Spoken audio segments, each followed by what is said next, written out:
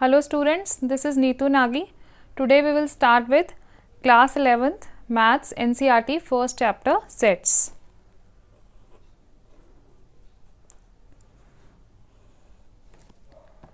Set क्या होता है? सेट को हम डिफाइन करते हैं इस तरीके से, set is a well defined collection of objects.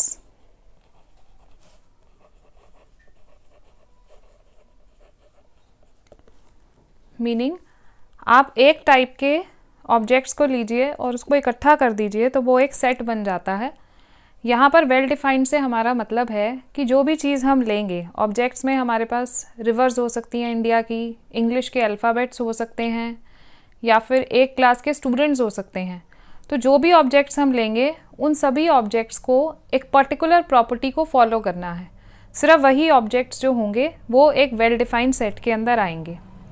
जैसे अगर हम कंसिडर करते हैं collection of rivers of India, तो हम सीधा देख सकते हैं कि जो रिवर नाइल है वो इस कलेक्शन को बिलोंग नहीं करती क्योंकि वो इंडिया में नहीं है, जबकि रिवर गंगा जो है तो वो इस कलेक्शन को बिलोंग करती है।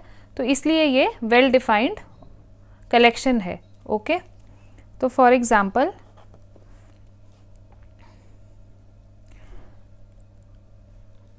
If we consider the collection of rivers of India,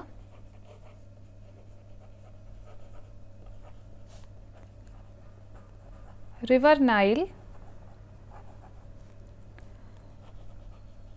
does not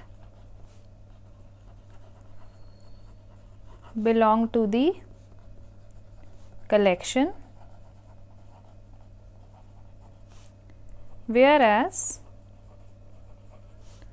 River Ganga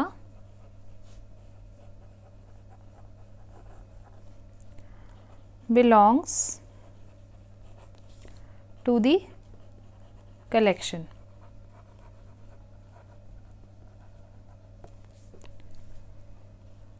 okay, but अगर मैं आपसे कहूँ कि हमें कलेक्शन करना है most renowned mathematicians of the world का, तो ये कलेक्शन वेल डिफाइंड नहीं होगा, क्योंकि जिस क्राइटेरिया के बेस पे आप ये डिटरमाइन करोगे कि वो जो भी एक मैथमेटिशियन है वो रिनॉन्ड है या नहीं है, ये पर्सन टू पर्सन वेरी करेगा।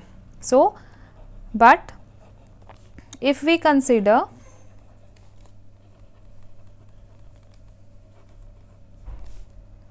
the collection of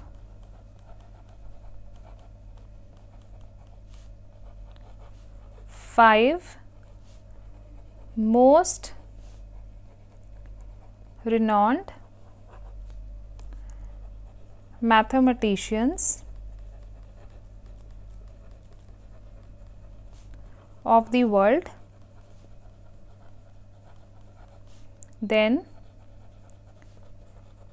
this collection is not well defined,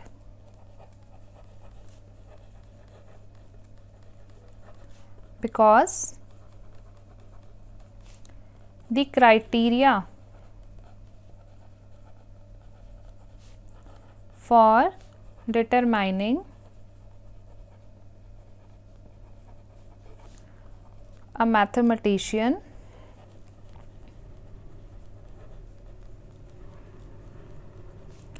as most renowned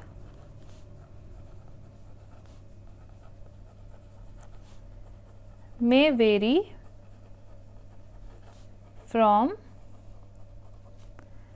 person to person.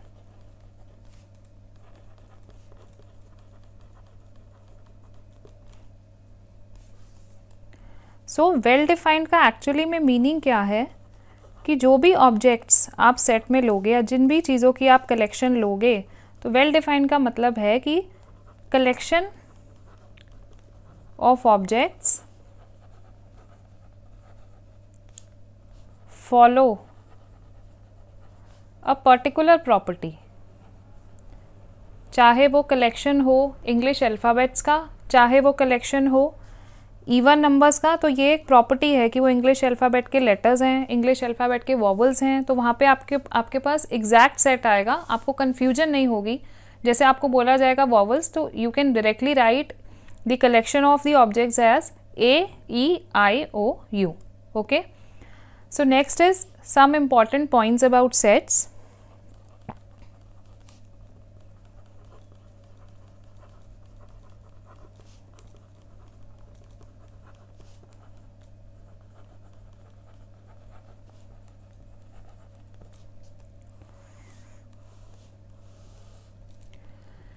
अब सेट्स में क्या है कि अगर आप बोलो ऑब्जेक्ट्स या आप बोलो एलिमेंट्स या फिर आप बोलो मेंबर्स, ये तीनों के तीनों शब्द का एक ही मीनिंग है कि ये सेट के अंदर प्रेजेंट हैं और ये तीनों वर्ड्स बेसिकली सिनोनिमस हैं। तो ऑब्जेक्ट्स,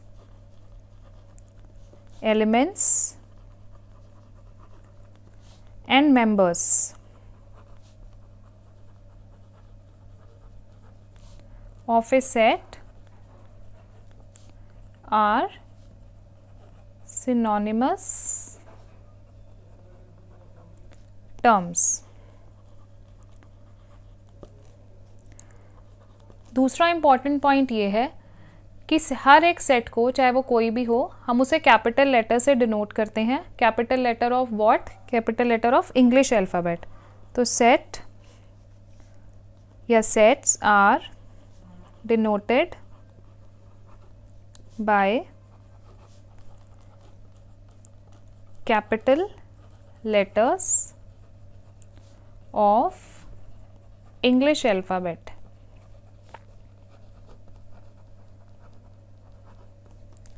जबकि जो सेट के मेंबर्स होंगे, that means elements of the set,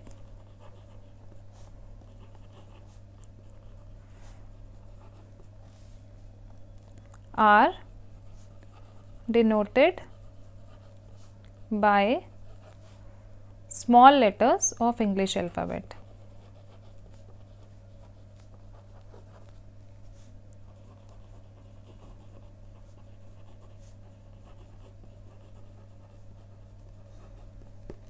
okay, so next आप देखो कि अगर हम कुछ कलेक्शंस को ऑब्जर्व करें, जैसे अगर मैं आपको बोलूं odd numbers less than 11, odd natural numbers, odd natural number which are less than 11, तो उसमें कौन कौन से नंबर्स होंगे? 1, 3, 5, 7, 9। क्योंकि आपको 11 से छोटे लिखने हैं तो 11 बीच में इंक्लूडेड नहीं होगा, although it is an odd number, ठीक है, बट वो यहाँ नहीं आएगा क्योंकि आपको 11 से छोटे नंबर्स लिखने हैं। तो यहाँ पर ये एक वेल डिफाइंड कलेक्शन है, आपको कोई भी कंफ्यूजन नहीं है कि आपको क्या एलिमेंट बीच में सेट के लिखने हैं, ठीक है। ऐसा ही एक और एग्जाम्पल हम देख सकते हैं, जैसे अगर मैं आपसे बोलूँ प्राइम फैक्टर्स ऑफ 210, तो ये जो प्राइम फैक्टर्स जब आप एलसीएम निकाल के कैलकुलेट करोगे तो आपके पास क्या आएंगे? Are 2, 3, 5 and 7। तो ये सारे एलिमेंट्स भी आपके यूनिक हैं। ओके, नेक्स्ट आपने क्या याद रखना है कि जो सेट होता है इसको हम इसके एलिमेंट्स को, कोई एलिमेंट इसमें प्रेजेंट है या नहीं है, उसको हम कैसे डिनोट करते हैं।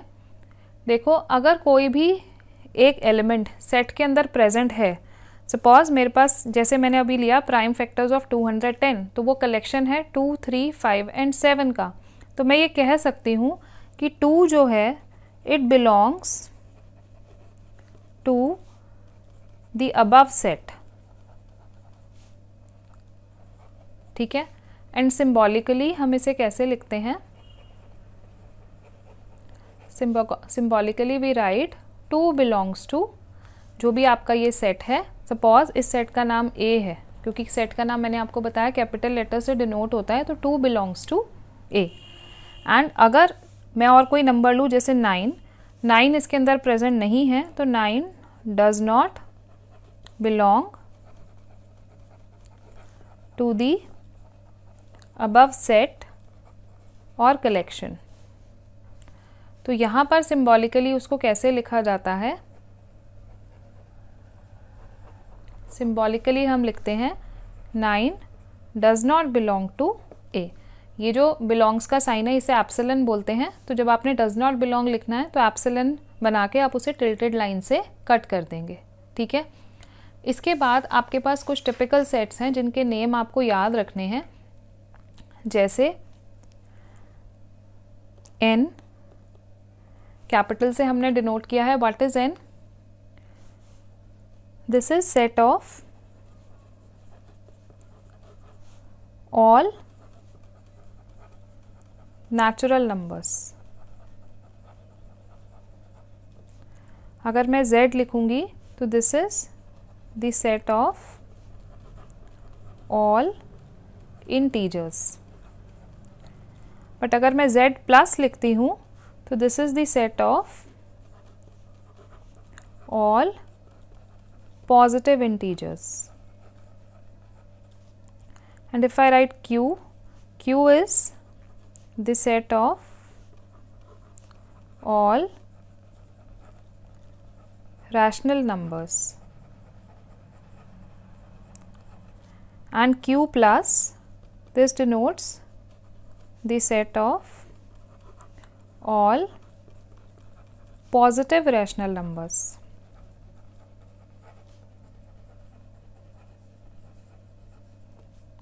Then r is the set of real numbers,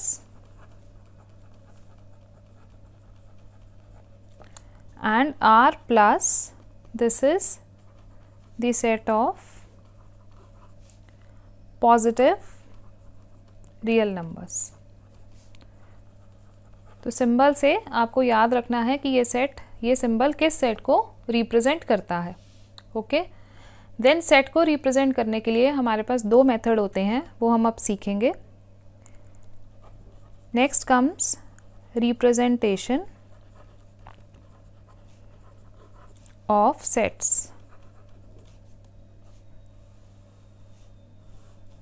What are these that I have written? These are some important sets.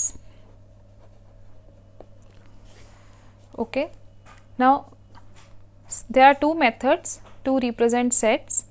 First one is roster or tabular form.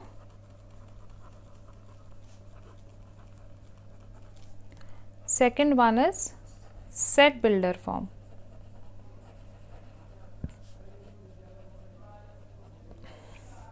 First we will study roster form.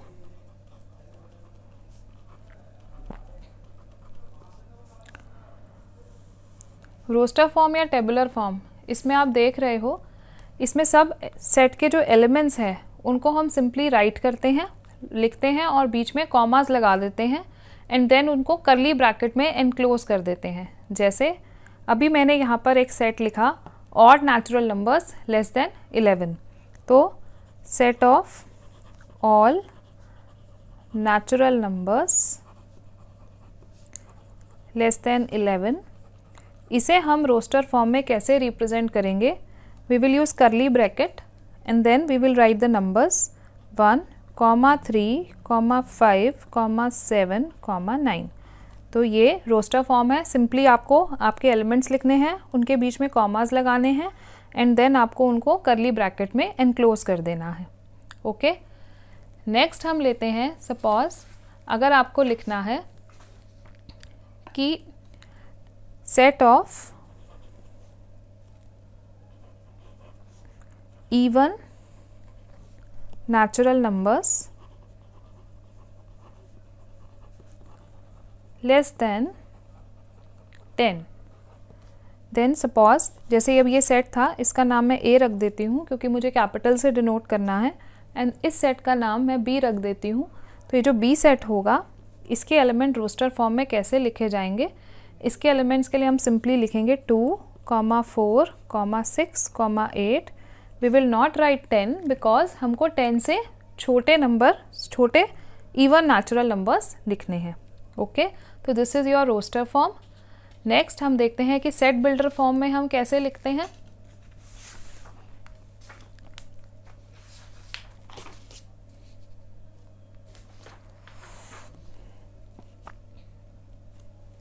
Your second one is set builder form.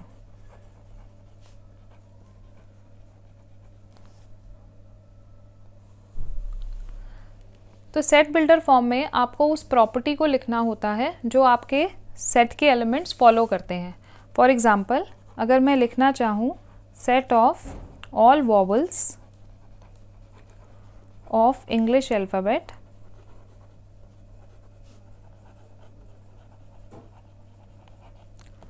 then I can give the name V to this set, capital V, and I will not write the vowels A, E, I, O, U. Rather, I will write X such that X is a vowel of English alphabet. I will just write the statement, that property, that all the elements of this set follow. So this is how you write sets in set builder form. एक और example देखते हैं। जैसे अभी हमने ये example करा था set A, set of all natural number less than 11। तो इस सेट को हम सेट बिल्डर फॉर्म में कैसे लिखेंगे? इसको हमने बी से डिनोट किया था, तो हम सिंपली लिखेंगे x such that x is a natural odd natural number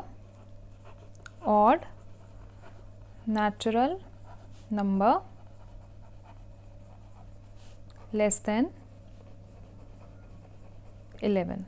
I think I have missed the word odd here. So here there should be set of all odd natural numbers. Okay, and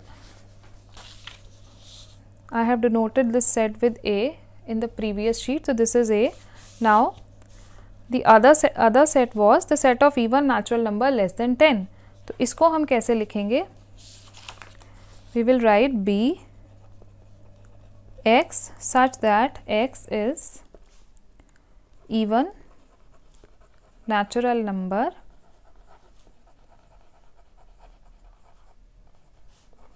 less than 10. ज़रूरी नहीं है कि हर बार आप x ही variable की तरह use करेंगे।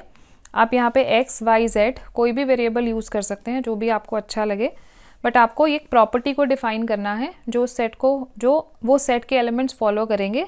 आपको elements नहीं लिखने हैं। ओके, अब यहाँ हम एग्जाम्पल्स देखते हैं एनसीईआरटी के। एग्जाम्पल 1 देखते हैं। इन एग्जाम्पल 1 उसने पूछा है आपसे right the solution set of the equation x² plus x minus 2 equal to 0 in the roster form. तो this is x² plus x minus 2 is equal to 0. तो ये क्वाड्रेटिक इक्वेशन है, तो इसे हम पहले सॉल्व करेंगे बाय मिडिल टर्म स्प्लिटिंग से। तो this is x² plus 2x minus 2 is equal to 0. This implies x common x plus 2, then minus 1 x plus 2 is equal to 0, which implies x plus 2 into x minus 1 equal to 0. So this gives x is equal to 1 comma minus 2. तो यहाँ जो set होगा उसमें simply हम 1 comma minus 2 लिखेंगे, क्योंकि उसने आपको पूछा है कि इसको रोस्टर फॉर्म में लिखिए। तो this will be your answer. Okay, next चलते हैं हम एग्जाम्पल 2 पे। एग्जाम्पल 2 में उसने आपको बोला है right the set x such that x is a positive integer and x² less than 40 in the roster form. Actually आपको ये सेट बिल्डर फॉर्म में एक सेट दिया हुआ है x such that x is a positive integer and x² less than 40। Okay, तो यहाँ पर आपको इसे रोस्टर फॉर्म में लिखना है। तो आपको यहाँ पे वो सारे नंबर्स लिखने हैं जिनका स्क्वायर जो है वो 40 से कम होगा।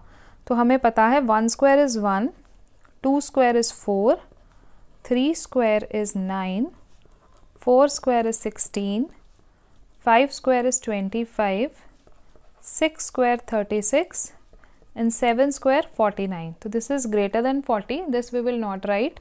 तो ये जो सेट होगा इसके सिंपली एलिमेंट्स होंगे 1, 2, 3, 4, 5 एंड 6। 7 हम नहीं लिखेंगे बिकॉज उसका स्क्वायर 49 है और वो 40 से बड़ा है। ओके, आगे चलते हैं हम एग्जाम्पल 3 पे। इन एग्जाम्पल 3 उसने पूछा है राइट द सेट ए। आपको एक सेट दिया हुआ है ए 1, 4, 9, 16, 25, so on in the set builder form. ये आपको रोस्टर फॉर्म में गिवन है, ये रोस्टर फॉर्म है और आपको इसे सेट बिल्डर फॉर्म में लिखना है। जैसे यहाँ पे आपको सेट बिल्डर फॉर्म गिवन थी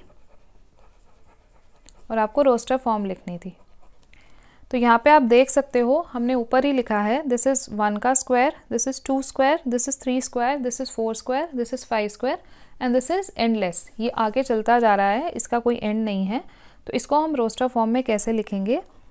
a is equal to x such that x is a square of, ये नंबर्स क्या हैं? These are natural numbers because यहाँ ज़ीरो नहीं है, ज़ीरो रहता तो होल नंबर्स होते। तो x such that x is a square of a natural number.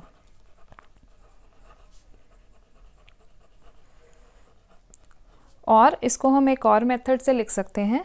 यहाँ हम लिख सकते हैं a x such that x is equal to n square, क्योंकि ये n का स्क्वायर है। यहाँ हमें मेंशन करना पड़ेगा कि n क्या है, where n is a natural number.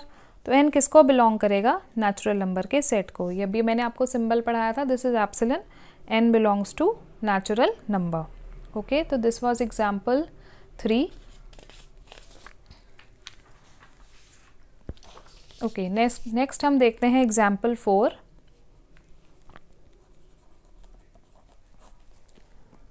In example 4 उसने आपको एक सेट दिया है, राइट द सेट 1, 1/2, 2/3। एक सेट आपको गिवन है 1/2, 2/3, 3/4, 4/5, 5/6, 6/7। ये आपको एक सेट दिया हुआ है। तो आप देख सकते हो ये रोस्टर फॉर्म में है क्योंकि यहाँ कोई स्टेटमेंट नहीं है। Here we have just numbers which are separated by commas। तो आपको यहाँ पर इसे सेट बिल्डर फॉर्म में लिखना है। तो अगर आप इन एलिमेंट्स को ध्यान से देखो तो इन एलिमेंट्स के अंदर आपके पास यहाँ 1 है तो यहाँ 2 है, न्यूमरेटर में 1, डिनोमिनेटर में 2, न्यूमरेटर में 2, डिनोमिनेटर में 3, here 3 and you have 4 here. तो दैट मीन्स डिनोमिनेटर में जो भी नंबर हैं वो न्यूमरेटर से 1 ज़्यादा है, एक बड़ा है।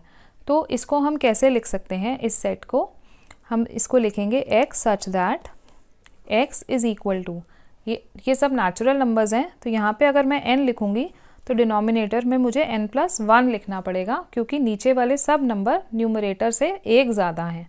और फिर से अगेन मुझे n को डिफ़ाइन करना पड़ेगा, where n is a natural number. ये तो ठीक है। क्या ये सारे नेचुरल नंबर्स आपको दिए हुए हैं? नहीं, ये सिर्फ आपको 6 तक दिए हुए हैं। You have given the numbers up to 6। लेकिन ये नंबर्स किस रेंज में है? 1 से लेकर 6 के बीच में है। 1 एंड 6 दोनों इंक्लूडेड हैं। तो उसको हम ऐसे लिखते हैं कि 1 less than equal to n less than equal to 6, कि आपका n 1 है और 1 से बड़ा है लेकिन 6 है और 6 से छोटा है। तो इसके बीच में जितने भी नेचुरल नंबर्स आने हैं वो आप यहाँ डालोगे, नीचे एक +1 कर दोगे, तो ऐसे 6 तक जाते जाते आपको ये सारे नंबर्स वापस मिल जाएंगे। तो दिस इज़ एग्जाम्पल 4।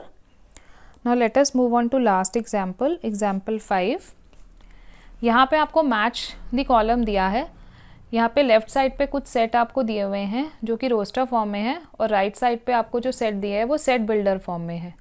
तो आपको इनको मैच करना है। अगर आप फर्स्ट सेट को देखो तो this is P, R, I, N, C, A, L, ये सेट है। अगर आप राइट साइड पे देखो तो आपके पास फर्स्ट सेट है x is a positive integer, तो this is not a positive integer, तो ये नहीं होगा। बी में भी you are saying x is an integer, ये भी नहीं होगा। तीसरे में भी यू हैव एन इक्वेशन, तो वो भी नहीं होगा। जबकि जो लास्ट सेट है उसमें आपको दिया है x such that x is a letter of the word principal, तो आप इसमें देख सकते हो ये जो सारे लेटर्स हैं ये प्रिंसिपल वर्ड के हैं, तो ये किससे मैच करेगा, तो ये D से मैच करेगा। x such that x is a letter of the word principal।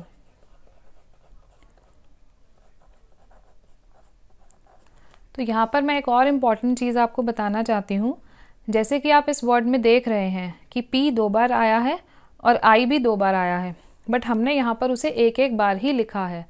तो सेट का हर एक एलिमेंट सेट में सिर्फ आपको एक ही बार लिखना है, चाहे वो आपके यहाँ पर क्वेश्चन में या जो भी आपको वर्ड दिया है उसमें वो कितनी भी बार आए, but you have to write that letter only once. And one more thing, आप लेटर्स किस ऑर्डर में लिखते हैं ये ऑर्डर इममटीरियल है। जैसे अगर प्रिंसिपल में मैं R पहले लिख दूँ, I पहले लिख दूँ और P बाद में लिखूँ, इससे कोई फ़र्क नहीं पड़ता, तब भी वो सेट सेम माना जाएगा। फॉर एग्ज़ाम्पल अगर मैं इस सेट को ऐसे लिख देती, कोई भी एट रैंडम ऑर्डर में R, then N, then I, then P, then L, then A, then C, मेरे सब लेटर्स पूरे होने चाहिए। ऑर्डर जो है वो मैटर नहीं करता। Order of elements of set is immaterial. और दूसरी बात कि आपको ये ध्यान रखना है कि एक एलिमेंट एक ही बार आएगा, तो this is not asked in the question, this I have told you because ये पहले पॉइंट मिस हो गया था। ओके तो ये हमने फर्स्ट को किससे मैच किया, डी से। आगे चलते हैं सेकंड पार्ट पे। सेकंड के अंदर उसने आपको दिया है ओनली 0। तो अगर आप ध्यान से देखेंगे सारी ऑप्शंस पे, तो फर्स्ट में आपको दिया it is a positive integer and is a divisor of 18, तो 0 किसी भी चीज़ का डिवाइज़र नहीं हो सकता क्योंकि हम 0 को किसी भी चीज़ से डिवाइड नहीं करते। ओके नेक्स्ट उसने दिया x is an integer and x square is -9 is equal to 0, तो this is also an equation जिसका आंसर 0 नहीं आएगा। तो यहाँ पर C पार्ट इसे सेटिस्फाई करेगा बिकॉज C से ये कैसे मैच करेगा, C के अंदर आपको क्या दिया है, x such that x is an integer and x square -9 is equal to 0, ये आपको दिया हुआ है। तो यहाँ से जब आप this is and x plus 1 is equal to 1, this is given to you. When you solve this equation what you get, x is equal to 1 minus 1 which is 0। ठीक है, तो यहाँ पर आप देख सकते हो आपका आंसर 0 आ रहा है, तो ये जो है C से मैच करता है। आगे थर्ड पार्ट पे चलते हैं। थर्ड में you have given 1 2 3 6 9 and 18, तो आप क्लियरली देख सकते हैं इसका आंसर A होगा बिकॉज ये जो सारे नंबर्स हैं दीज आर डिवाइजर ऑफ 18, तो ये A से मैच करता है। A में क्या है, x such that x is a positive integer and is a divisor of 18। Last part we are left with only one option 3, -3, तो ये आपका B से मैच करेगा बिकॉज आपको क्या दिया है, x such that x is an integer and x square -9 is equal to 0। तो when you solve this equation x square -9 equal to 0, what do you get, x square is equal to 9, this implies x is equal to square root 9 and x is equal to +-3। तो यहाँ पर आपको एक +3 और -3 दिया है, तो वो इस B वाले पार्ट से मैच करता है। ओके तो ये आज आपको मैंने थ्योरी और एग्जाम्पल्स एक्सरसाइज 1.1 से पहले के कराए। नेक्स्ट वीडियो में I will tell you how will we solve exercise 1.1। That's all for today.